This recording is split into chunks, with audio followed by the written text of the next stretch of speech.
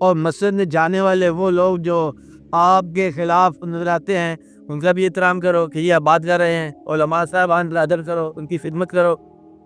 ये नमाज के एहतराम की बात है कि जिस चीज़ की आपको आप में से किसी को तौफीक नहीं हो रही है उस पर अल्लाह ने वो तौफीक दे दी है, तो आप नमाज कायम रखना।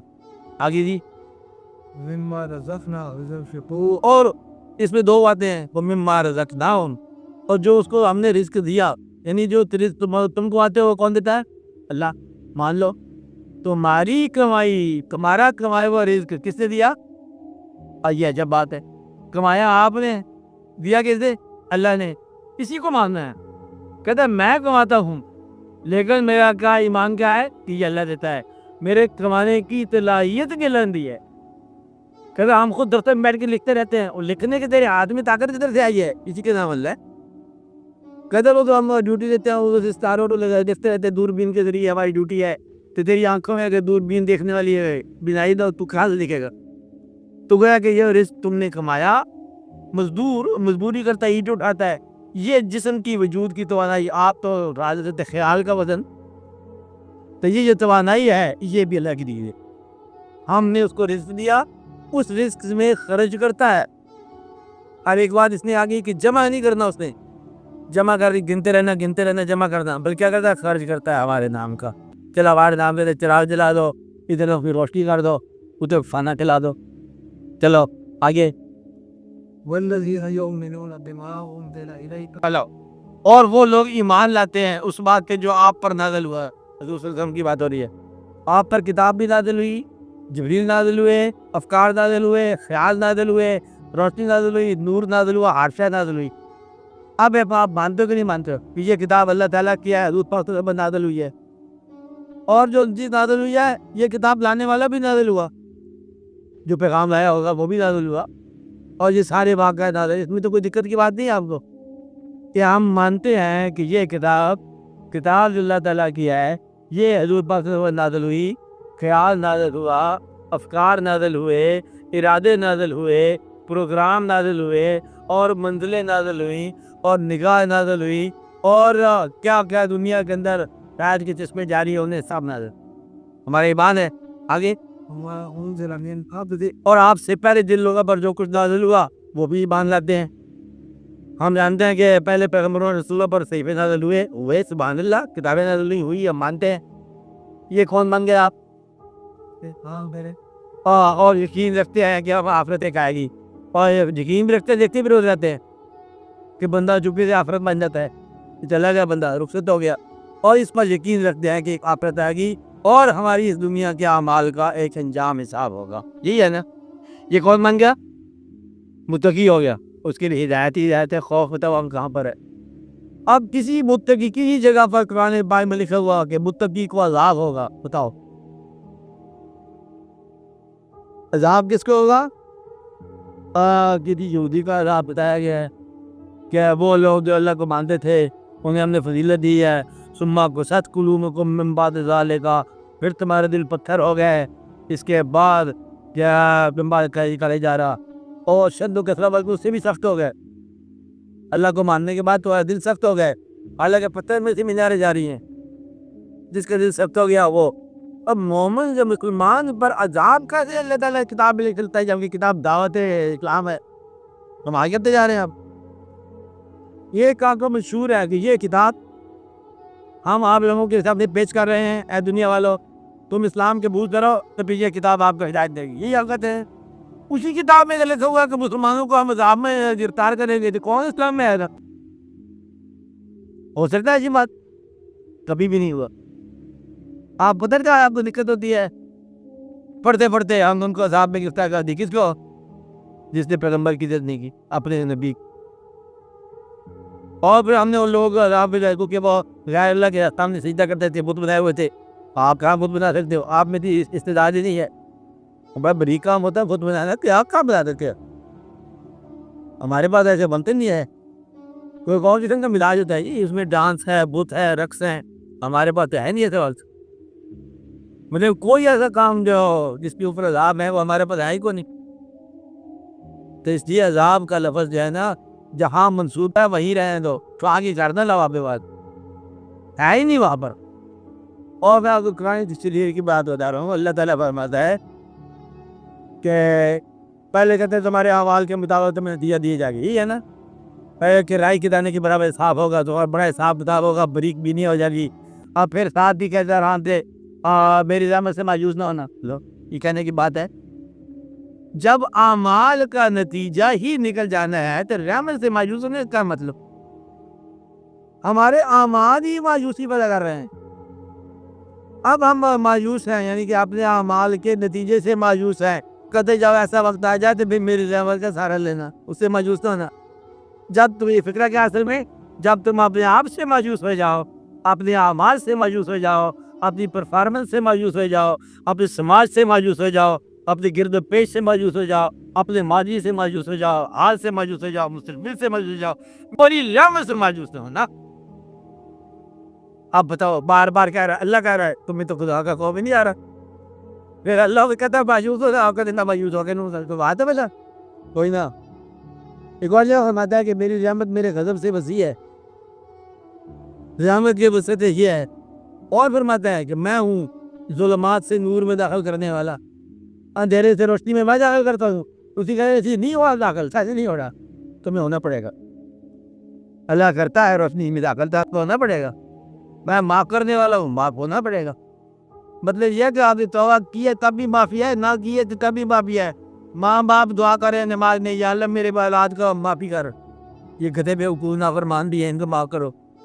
अरे आपकी औलाद दुआ करती है कि मेरे वालिदैया, मेरे वालिदैन का भी ख्याल रखो। कुछ भी नहीं आपने किया, आराम से बदअमाल ही हो, एक तरफ हट जाओ, कभी औलाद की दुआ मंजूर होगी तब बख्शेगा।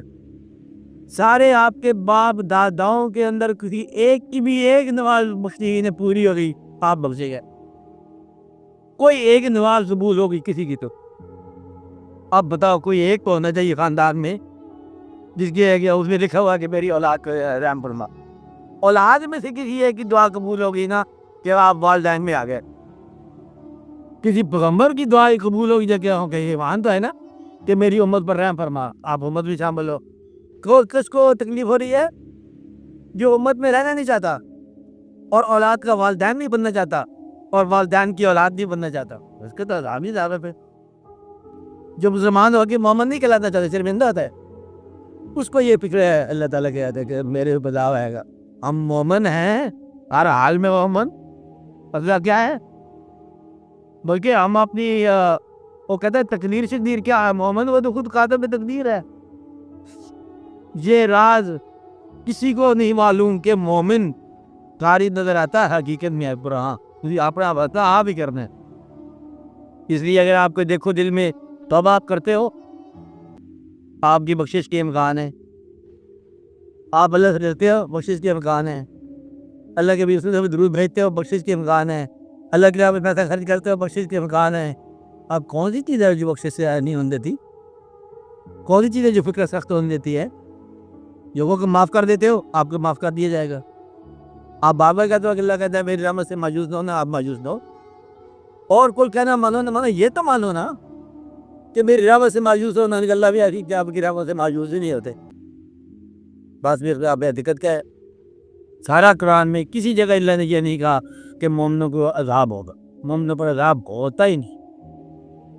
मोमिन मोमिन न रहे यही अजाब है। तो फिर तो वो मोमिन की बात नहीं, किसी और की बात हुई। मुसलमान में अगर इस्लाम रहा तो फिर अजाब नहीं आता, और अजाब आना है तो उससे इस्लाम पहले लग ही जाएगा। ये नहीं हो सकता अल्लाह ताला उसको मोमिन रहने दे। अजाब अगर किसी ऊपर को मुकद्दर है, फर्ज करो उसकी तकदीर में अजाब लिखा हुआ है, तो पहले उससे इस्लाम ले लिया जाएगा और उसमें मुनाफिकत पैदा जाएगी। अब अगर मुनाफिकत पैदा हो जाए, समझो कि फिर अजाब की गिरफ्त में जा रहा है, वरना ना। इसलिए और बात करो, आप बात पूछो, आप भी पढ़े लिखे लोग यहाँ बोलते इसका तो उसमें से रिजाक ताकत में आई के कम हो गए ना।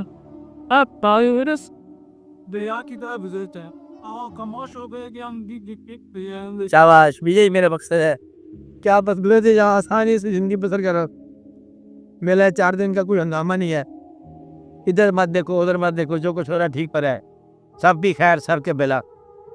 या अल्लाह उसको भी माफ़ कर दे, और जो हमारा वो खाला साहब, उस पर भी रहम फरमा दे। हम तो तीसरी बात जानते हैं, वाजह है। आप ये अंदाज़ा लगा लो कि आपके मुखालिफ ने ये आपको दुआ को बना के कि आप उस पर भी रहम कर दो, ये तो बड़ा पैगंबर वाला काम हो गया आपके हाथ से कि या अल्लाह काफिरों को भी माफ़ कर दे, मेरे मुखालिफों को भी माफ़ कर दे। तो ये तो बड़ी सुन्नत होगी। या अल्लाह सबके माफ़ कर दे, ये भी बड़ी कमाल होगी। या अल्लाह हज़ूर पाक की सारी उम्मत को बख्श दे, ये तो वली वाला काम होगा। या अल्लाह पैसे अता फरमाए हैं तो खर्च करने की भी तौफीक अता फरमा, और अपनी राह में खर्च करने की तौफीक अता फरमा। जो तूने मेहरबानियाँ की हैं तेरी राह में हम खर्च करें, इसलिए ये बहुत आसान हो जाती है बात है। हाँ, कुछ कह रहे थे। कि ए माथे में पैदा कि तूने बेस नहीं खाओ माना कि एक बच्चा जो मान के में बैठा नहीं है, इसने पी सकता है इसके बोले। हाँ हाँ है, ये इसके जवाब है, और ये इसके जवाब ही यही है। एक आदमी जो मुसलमान धर्म में पैदा हुआ वो मुसलमान कहलाया, जो मुसलमान के घर में नहीं पैदा हुआ वो उसको तो ये बातें पता ही नहीं है। इसके जवाब ही यही है कि दिक्कत सिर्फ उसी को है जो एक मिजाज में पैदा हुआ और दूसरे मिजाज की सोचे। दिक्कत उसके लिए कि हम चूंकि इस्लाम में पैदा हुए हैं और हमें दूसरों के मुतल्लक इस्लाम ही इतला देता है ये काफर है, उनके मुताबिक पता नहीं हम काफर होंगे, वे अल्लाह का मुताबिक जो है वो काफर है, हमारे अल्लाह के मुताबिक उनका भी कोई अल्लाह होता होगा, होने दो। यही तो खूबी है इस बात की कि आप जिस रास्ते से जा रहे हो आपका दीन वही है, दीन का माना ही है वो रास्ता जो तुम इख्तियार कर रहे हो। एक दरवेश को एक दफ़ा खाक किया, ये मुराकबा हुआ, कहता मैं चलते चलते बनारस में किसी मंदिर में चला गया, वहाँ जाकर फिर मैंने मुराकबा किया, लाड़ चिश्ना का मंदिर था। मैंने देखा तो मुझे महसूस हुआ कि लाड़ चिश्ना ये कृष्ण महाराज हजूर पाक की महफिल में बैठे हुए हैं। मैं बड़ा चौंका, हजूर पाक के साथ में आया कि बात ये है कि तुम मुझे कहा तुम सिर्फ एक रास्ते से आ सकते हो, दो रास्ते से नहीं आ सकते, बस इतनी सी कहानी ये हमारे ही है। आप बात समझ रहे हैं? तो ये गौसली शाह की मात रहमतुल्लाह ने कहा कि ये देखो कि वो जाने और वो जाने, तुम जिस रास्ते पे तय कर रहे हो तुम्हारी आत्मा उस रास्ते में है। आप बात समझ, बाकी शैतान की पूजा करने वाले भी आ जाए, होने दो, शैतान बताते खुद एक इंसान है, यानी कि एक फर्द है, एक वाक़या है। अब ये कहते हैं इस्लाम कहता है चलो जी मैंने तो गुमराह किए लोगों को, तो मुझे किसने गुमराह किए जबकि मैं पहले शैतान को नहीं। ये सारे सवालात हैं, इनके जवाब के लिए पहले अपने दीन को पुख्ता कर लो, अपने दीन से जवाब लो कि जो इस दीन में पैदा नहीं हुआ उसे क्या कहते हैं? काफिर। कौन कहता है? अल्लाह ताला ने हमें ये बताया है। अगर आप इसके अलावा सोचने आज़ादों को सोचो तो पहले आप दीन को छोड़ के सोचो थोड़ी देर के लिए, फिर आज़ादी से बात समझ आएगी कि वो काफिर तू काफिर, आप उसके वकील बन जाओ। अब वकील जो है ना वो मुल्ज़म को भी मैं ही कहेगा ना, फिर आप उसके साथ हो गए कि देखो ये हम दीन में इस्लाम में नहीं पैदा हुए, हमारा तस्वूर क्या है। फिर ये सवाल शुरू होगा कि अगर 3 बच्चे हैं, एक बच्चा जो है वो देर तक रहा, एक बच्चा जल्दी मर गया, एक बच्चा दरमियानी उम्र कर आ गया, ऐसे सवाल है ना। उसने पूछा कि भाई अगर मरने वाले छोटे उम्र के जो बच्चा मर गया इसका क्या पहले पैदा क्यों किया था, मर गया, ये ऐसी जल्दी मार दिया कि बड़ा गुनाह करता बच गया, गुनाह से बच गया। वो जो बड़ी उम्र तो गुनाहगार था, उन्होंने कहा तो मुझे क्यों नहीं जल्दी मार दिया भाई तूने, मैं तुम्हें ऐसे बच जाता। अब ये एक खूबी की बात है कि मानने वाले जो है ना उनके लिए सब जिंदगी ईमान का हिस्सा है, न मानने वाले के लिए ये सारा कुफर है। कुफर आपके ईमान की बचाना है, उसका आपका कुफर नहीं है। यह बात समझे, शैतान आप शैतान नहीं है, तुम्हारा शैतान है, वो दे राह है, रास्ता है, जो उतरा पर चलेगा गुमराह कराएगा। बताते खुद वो गुमराह है कि नहीं है, ये अलग कहानी है। शैतान तो रास्ता है, शर का रास्ता है, वो राही तो नहीं है ना। क्या बात है? राही तो वो है जो रास्ता तय करने के बाद हो, वो तो रास्ता पहले ही उसका नाम से मंसूब है, शैतान। इसलिए इसका क्या रखना चाहिए कि आपके दीन के हवाले से कादिर मुतलक ने आपको ये दीन अता फरमाया, जिनका ये दीन नहीं है उनकी तरफ से यूं न सोचा करो। रियातन अल्लाह ताला शैतान को माफ़ कर देता तो उसके क्या जाता, वो तू माफ़ करा भी क्या लेगा? जब तुझसे पहले किसी ने नहीं उसकी सिफारिश की तो तू क्यों सिफारिश करता है? रहने दो, ये अपनी हस्ती से बड़ी बात है, इसको रहने दो। अब ये देखो कि दुआ करो भी हमें हमारी बख्शिश हो जाए।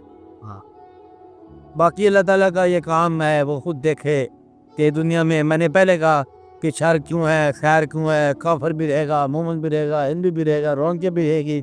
अल्लाह को पैदा अल्लाह ने की है दुनिया, और अल्लाह को मानती नहीं है। आज भी इस दुनिया के अंदर गालिबन 3/4 आबादी अल्लाह को नहीं मानती। आप मानने वाले हो तो अपने ईमान को पुख्ता रखो या छोड़ दो, बताना किसी को नहीं। छोड़ दोगे तो फिर भी आसानी हो जाएगी, क्या था कि नहीं था, लेकिन आप छोड़ नहीं सकोगे, ये याद रखो। तो इसलिए आप अपने ईमान को पुख्ता रखो, और पुख्ता रखने से दिया क्या, उसकी रहमत पर यकीन रखो। और बाकी दुनिया में क्या हो रहा है, जो कुछ हो रहा है ठीक हो रहा है, उसे काफर कहते हैं। जो आपके ईमान पर ना हो काफर कहलाता है। काफर के अंदर जाके देखोगे तो हकीकत कुछ और होगी। कैसे अंदर जा सकते हो उसके अंदर? ईमान छोड़ के। आप ईमान छोड़ के आप जाने सकते, दिक्कत ये है। वरना ईमान छोड़ के आप देखो 2 दिन, तो फिर आपको बात समझ आएगी कि ये काफर क्या होता है। काफर न शुदी लज्जत ईमान से नासी, काफर बनना पड़ता है ईमान की शिनाख्त के लिए, लेकिन आपने बनना, शायद वापसी ना हो। काफर को उसके हाल पे छोड़ो, मोमिन को। वरना कहने वाले कहते हैं कि खुद ही सनम है, खुद ही सनम परस्त है, खुद ही सनम कदा है, खुद ही नसीहतें हैं। अब ये क्या है? आप अल्लाह ताला है, सारी कायनात को बराबर का सलूक करता है, और अल्लाह के फरिश्ते एक ज़ात पर दुरूद भेजते आ रहे हैं। बड़ी तखसीस की बात है ना, कहता है वही है, इस हद तक तो है ना। तो खाली पैगम्बर का हो जाना, समाज में से चुन लेना, ये एक बड़ी बात है। एक आदमी को पैगम्बर बना लेना बड़ी बात, फिर सब पैगम्बरों के पैगम्बर की इताअत कराना बड़ी बात है। फिर अल्लाह के फरिश्ते दुरूद भेज दे एक पैगम्बर पर, और भी काम अल्लाह को होने चाहिए। वो नहीं हम हाल दुरूद भेजते जा रहे हैं, ये एक बात है। ये बात गौर से और ख़ास फजल से समझ आती, वरना समझ नहीं आती। ये सवाल नहीं है, ये बस दुआ ही है। आप भी दुआ किया करो। जिस तरह हम ये कहते हैं माँ बाप का अदर ज़रूरी है, और माँ बाप बेवकूफ़ हो तो फिर, तो ज़ालिम हो तो फिर, मेरा कहने ना माने फिर। और फिर आप तो कहते हैं माँ बाप कहना मानो, तो हम तो ये कहते हैं कि माँ बाप कहना मानो। बेचारे पुराने ज़माने के लोग हम पढ़े लिखे हैं, हम ज़्यादा पढ़ लिया। अब माँ बाप क्या पुराने ज़माने की बातें, हम उनकी बात मानते जाए, लेकिन वो कहते हैं मानो। क्या कहते हैं? तुम ही मान, क्योंकि वो पुराने ज़माने के लोग हैं, अनपढ़ हैं, फिर तुम मानो। ये फैसला यूँ ही चला रहा है, जो पहले आए हैं माँ बाप, उनका कहना औलाद ही मानेगी। हर चांद की औलाद को मॉडल रोशनी होगी, क्योंकि एक ख़ास निस्बत है। अब माँ बाप की गलत चीज़ भी दुआ के साथ आपके काम आ सकती, और बेहतर है। आजकल तो खैर माँ बाप भी कोऑपरेटिव हैं बड़े। औलाद लोग कहते हैं वाह जी, बड़ी अंदर से कहते हैं ये बेटे जी आपका फैसला बड़ा मुकद्दम है, अल्लाह ताला फरमाए जो आप फरमाओ। बच्चों से कहते हैं माँ बाप कि बेटे जी जो आप फरमाओ वही करेंगे, तो बेटे खुश होते हैं कि चलो माँ बाप कह रहे हैं। कहते हैं औलाद गुस्ताख कब होती है? जब माँ बाप मुअद्दब हो जाए औलाद के सामने। औलाद भी गुस्ताख दूसरे को झूठ बोलना, जब माँ बाप भी कहना मानने लग जाए तो औलाद पर गाड़ी हो जाएगी ना। 12 एक वाक़या है कि माँ बाप का अदब अपनी जगह पर नतीजा देता है। हर चल के हक को नहीं मानता उनको। कितने बंदे पे मॉडर्न वर्ल्ड है, औलाद नहीं मानती, कहना बराबर क्या मानती। 12 की अदब के दर्जे हैं। इसलिए उसने काफर जिसको पैदा किया जा, उस बेचारे का कसूर है कि नहीं है, लेकिन आप मुसलमान होने की हैसियत से जवाब रखते हो इसका। और कोई बात दुआ, आप दुआ करो, तब लोग अपने लिए दुआ करें। अल्लाह ताला आपको हर मुश्किल से बचाए, आफियत में रखे। अल्लाह ताला आपको आसानियत फरमाए। अल्लाह ताला सारी मिल्लत इस्लामी पर फजल करे। अल्लाह माँ बाप को औलाद के हवाले से आसानी अता फरमाए। मिल्ला ताला बारक की बन रही उसी